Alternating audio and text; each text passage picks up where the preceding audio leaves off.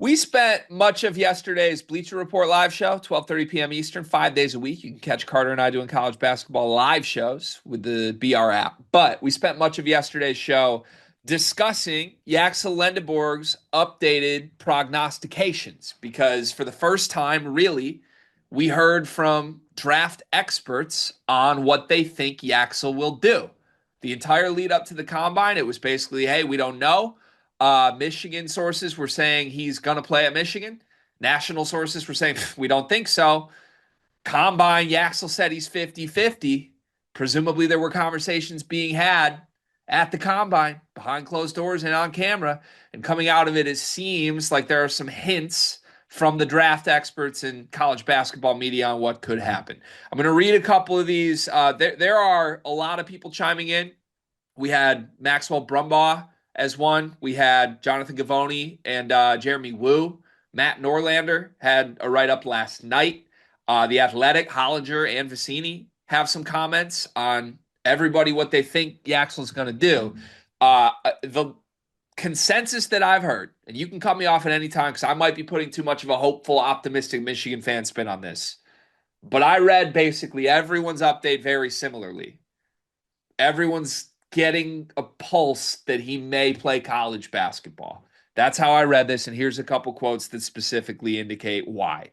ESPN's write-up, as of yesterday evening, said this, quote, NBA teams are aware Lendeborg has a multi-million-dollar NIL package to attend Michigan next season, and it wasn't clear by the end of the week as to whether he had done enough to secure the type of guarantee that might keep him in the draft.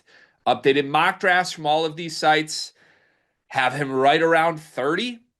And if there's a paragraph blurb on all of them, they say similar things. He said he was looking for top 20. It doesn't feel like he got that. NBA teams are aware there's big money at Michigan. We'll see what happens. For what it's worth, Matt Norlander, who we've mentioned this in the past last year on this channel when Michigan things have come up with Dusty May. Matt Norlander has historically been Dusty May's preferred national media source. Matt Norlander had exclusive access to Dusty May when he was at Florida Atlantic, and Matt Norlander usually is one of the people that breaks things that come from Dusty before anybody else does. Norlander last night stated that he believes, as of today, that Yaxel is 60% likely to come to Michigan, 40% to the NBA. That echoes, I think, what all the draft experts are saying here. Everybody's getting a weird vibe. For what it's worth, we did our due diligence on this cart. We texted someone who was at the combine last week and basically just said, hey, I know what's being publicly reported, but you're at the combine. You've heard Yaxel speak in person this week, and you've talked to all the NBA people that are there as well. What's your gut say? And our source at the combine basically said, hey, the consensus from everyone here is logically he should go, but everyone's got a weird feel that he's not going to go. My gut says it's Michigan.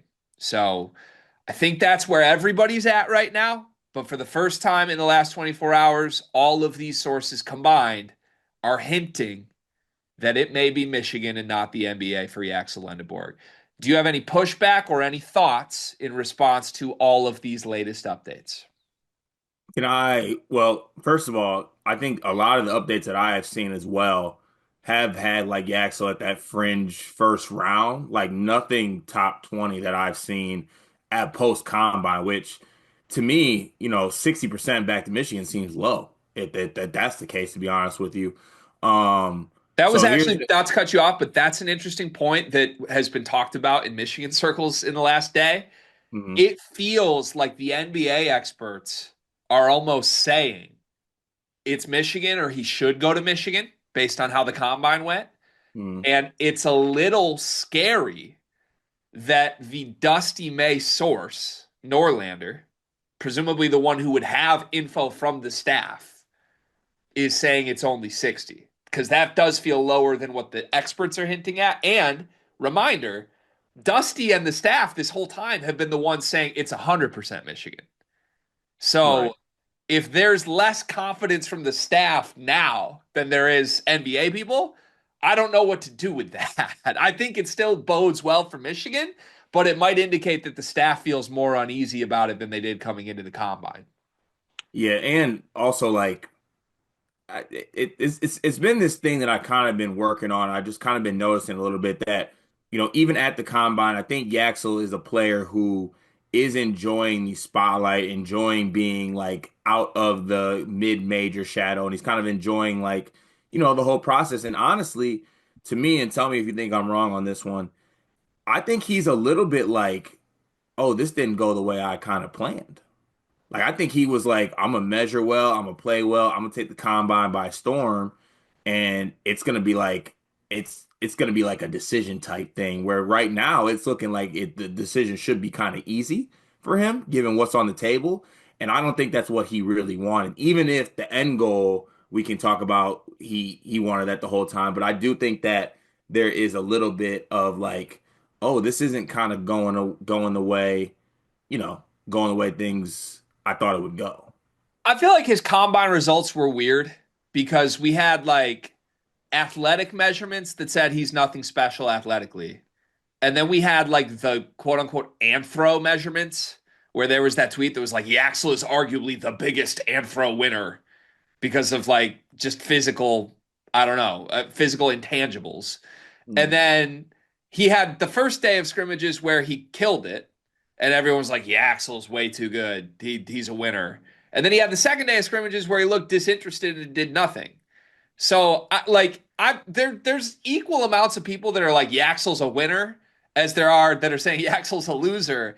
I don't think anyone knows what to do here. And again, I've brought the body language PhD out more times than you can count in this entire thing. I keep coming back to one thing that I firmly hold as true here. Nobody can read Yaxel, including the Michigan staff, including draft people.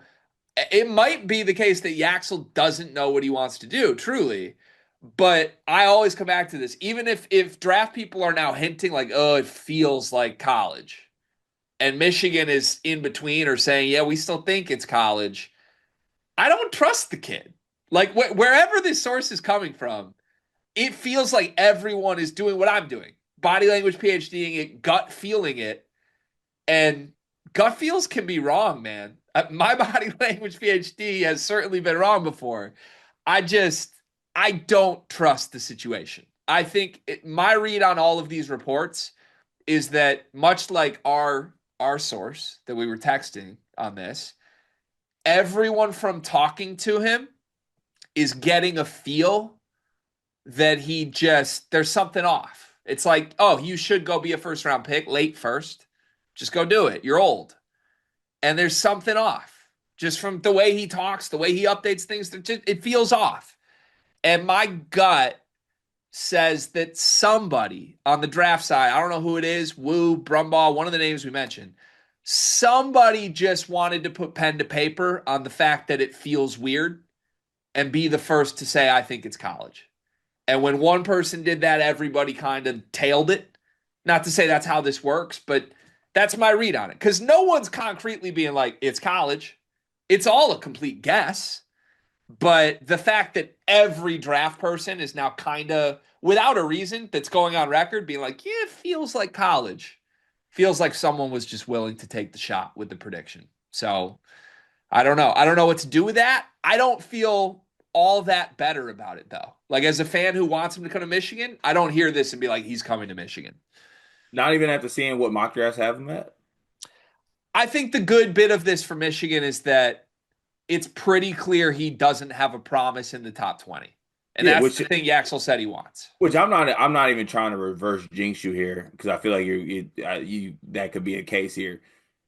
The mock drafts being where they're at would have me feeling very, very confident that he's gonna come back to Michigan. Just because like he's not going to make that money being the 29th pick, being the 25th pick. Like that's just and that's where it is right now. And to be honest with you, it's even scarier to be at 30 than it is to be like for sure a second round pick. Because if you're at 30, that could go either way. That could be 30, or you could find yourselves on teams start gambling on people and picking younger players in the second round to take chances on.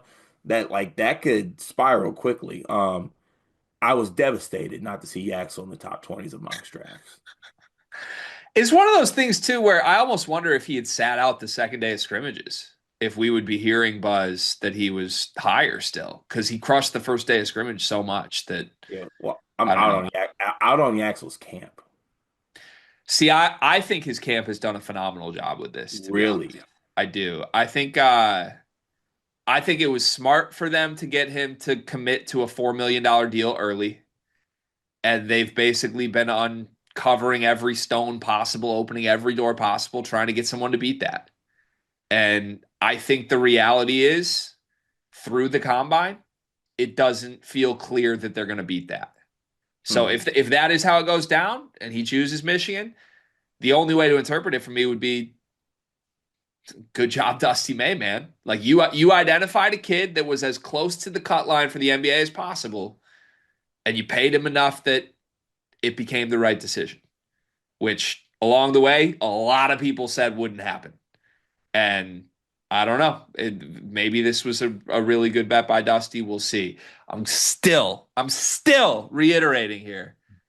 I don't trust Yaxel. Even if the NBA people are telling me it's 60-40 now, I do not feel good about this. How many faces are on Mount Rushmore? Four. Four. Okay, so we got Josh Christopher. We got Isaiah Todd. Is there anyone else?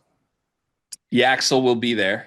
Yaxel will be the third. Even if Yaxel goes to Michigan, Yaxel will be there. Why is Yaxel there even if he goes to Michigan?